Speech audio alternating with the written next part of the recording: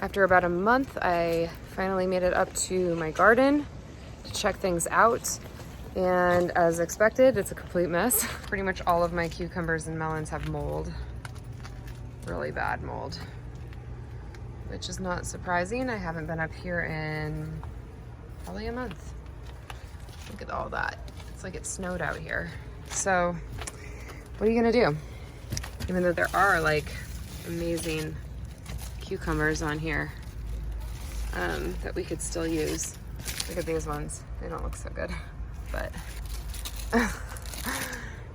Mom's been taking all the tomatoes. What are these ones? Isis candy tomato. Isis candy. Looks beautiful. Those, I can't remember what they were. Hartman's yellow gooseberry. So I think that's this one. I don't know. Napa Chardonnay. So we have a bunch of these actually we already picked. Some of them are splitting because they're so ripe. Doesn't want to focus. There we go. And then Barry's crazy cherry tomato, which I've grown many years.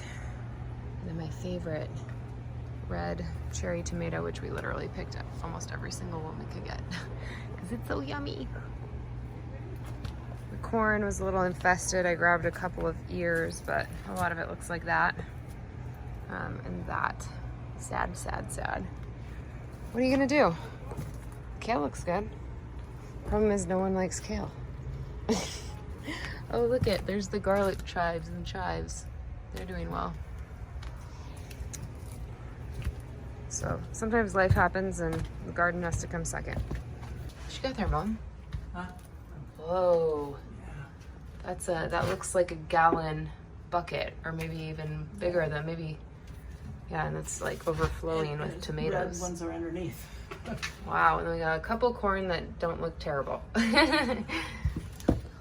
Sometimes that's all you can ask for, is that they're not terrible. The staghorn fern looks like it's loving life. It's got a lot of new growth coming out from every which way. So you can see it has its own irrigation tube. That is the key, and it's on a north-facing wall, so it never really gets too much direct sunlight. These guys do not like that. Look how pretty that is. And the peppers. We harvested a crap load of peppers today. We made some chili sauce already. So there's not a lot of ripe ones on here. This is the Jimmy Nardello. It gets red. It's a sweet Italian pepper. It looks a lot like a Thai chili pepper, but it's not. And the pequeño peppers, these cute little sweetie drops, which we harvested a bunch of too, but it takes a very long time to harvest all of these because they're so small. There's mandarins growing. These won't be ripe until the winter, but it's nice to see that they're on there. A lot of kaffir limes. Can't do anything with that. Who cares? The curry trees are still alive, thank God. My apple tree finally got branches. I never thought it was going to, because that was all we had at the top. You know what? That's what's really interesting here. I think, yep, I've got apples. Yep, they're the size of a cherry tomato, but I've got apples. Wing! Haha. That is my Fuji apple that I grafted myself like 3-4 years ago. Boom! Had to remove a sucker that was shooting out from the base, because you can see here, this is where I grafted it. And so everything from here up is Fuji. That's what I chose, the variety. And if any of those suckers popped out from down below, that means that they would be the variety of the rootstock, which is like probably something not even edible, because it's only rootstocks that are, you know, used for their rooting ability, not for their taste of their apples. So anyway, I've got a lot of Fuji branches happening here, and that is something that I wasn't sure was going to happen. So I am very, very happy. Yay! Rooney had her second ACL surgery on Saturday. It's now Monday.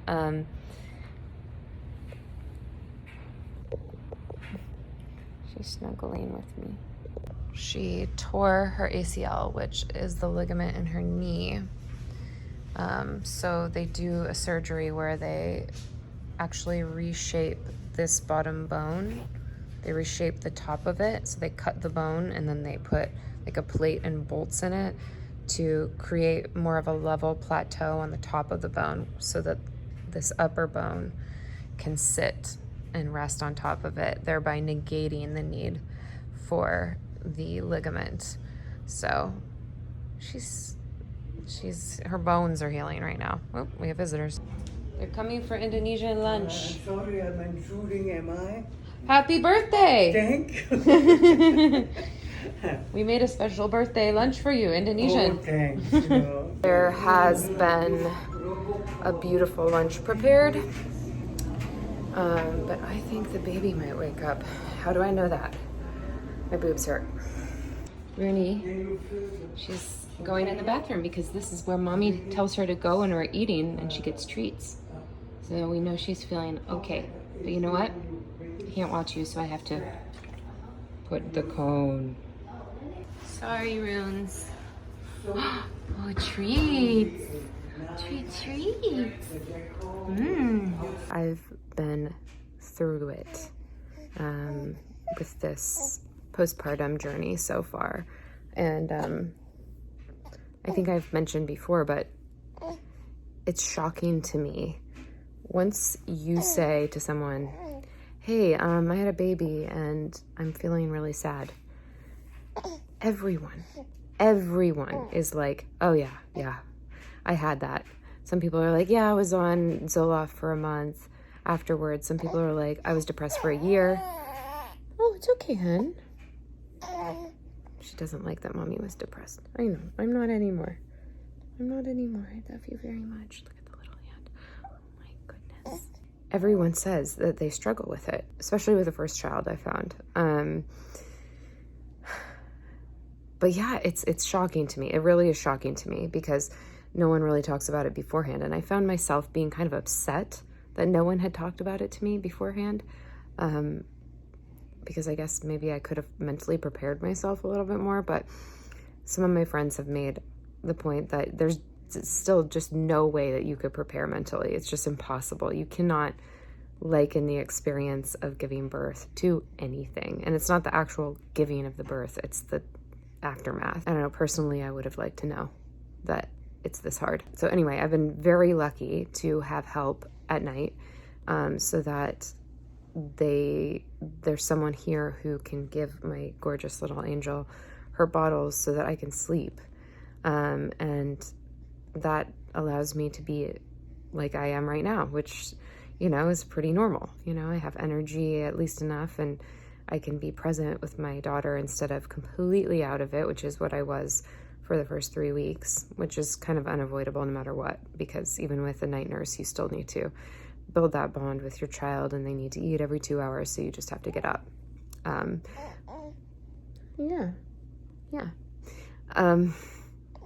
But guys, it's been really hard, and you know, I had to like ask my mom to come back. She came back, and she's been here for over a month now, like in total. You know, the only few days she left and went back up to Washington, then she came right back down.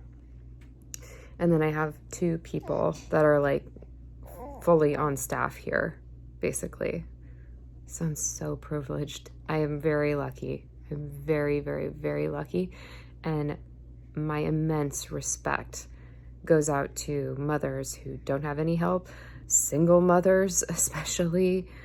Honestly, you're saints. You're incredible. I'm not as good of a person as you, not even close. And if my daughter ever tells me that she hates me, I will die. What has Eden been doing this week that is kind of exciting? She's smiling more and more. I still feel like it's like kind of abstract smiling. Like sometimes it's just like a facial muscle reaction to something.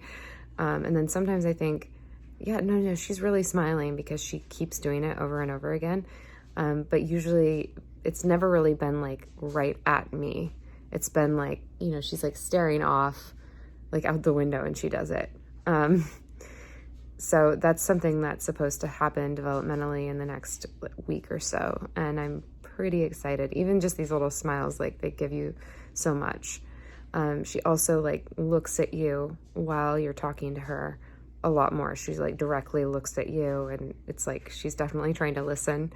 And then if you stop for a minute, she might actually make a little noise like she's trying to say something back to you, which is so cute. And it's like the dumbest thing after like over a month to get that little thing back, but it really does make you excited for what's to come next. And you know, what things is she going to learn to do next? And you know, it gets you, I don't know, just a little bit amped to kind of go through the next few months of, you know, potential colic and sleep regression and all the things that you hear about that you're like, oh my God, I'm already dying. Like, how am I going to do that? And that's, you know, that's the anxiety I've been dealing with. That, and then I had anxiety about, you know, I'm like, I'm not sleeping, so I'm anxious, and I'm anxious because I'm not sleeping, and will I ever sleep again? And how am I ever going to find somebody to like babysit her that I'm going to trust? Yada, yada, yada. And then I got anxious because I was like, all the developmental books that I read are all like, oh, you know, the time you spend with your baby, and like when everything you do with her, like makes her know that you're there for her. And I was like, oh my God, I have to change every diaper. I have to put her down for every nap. I have to be the first person she sees every time she wakes up from a nap.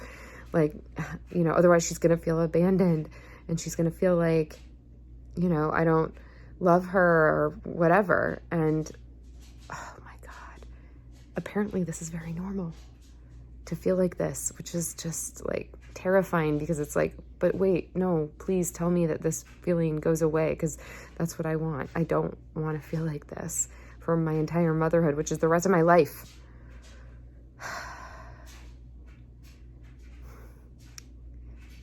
What am I doing?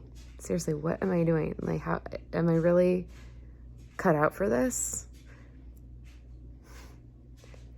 Man, I know it's going to be worth it. I know it, because everyone's so in love with having kids. And even the ones that, you know, are having their second kid are like, I'm like, oh yeah, I don't sleep, and I have so much anxiety, and I wake up and sweating every night. And they're like, oh yeah, I forgot about that. I'm like, you forgot? How can you forget? How can you forget about this hell? I'm like, I'm serious. Like, please don't think that I don't love my baby, but like, I'm being honest here, and I hope that somebody appreciates it. It is really friggin' hard, mostly emotionally. You just got to get into that rhythm.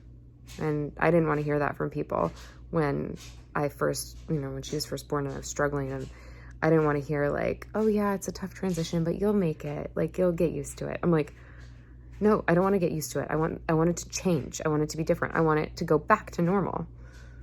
That's what I felt. Like, I want things to go back to the way they used to be, back to normal. Like, not that I don't want the baby, but I don't want the baby to impede that life. And you know what? I hate to say it, but like, the reason that I'm better is because I am now accepting it, not because it's gonna go back to normal. Just pulling my hair. I have often walked down this street before, but the pavement always stayed beneath my feet before. All at once am I several stories high, knowing I'm on the street where you live. She needs to be burped. She's burping easier and easier these days, and that is part of her development too. One of the reasons that they're so they tend to get gassy and fussy at this age, which is like, you know, about 3 weeks to 8 weeks or so, is because their intestinal tract is still not fully developed, or their whole digestive system really. So at first, like, the burps are harder to get out. Now it's like I just put her on my shoulder and she's like, bleh, trucker burp.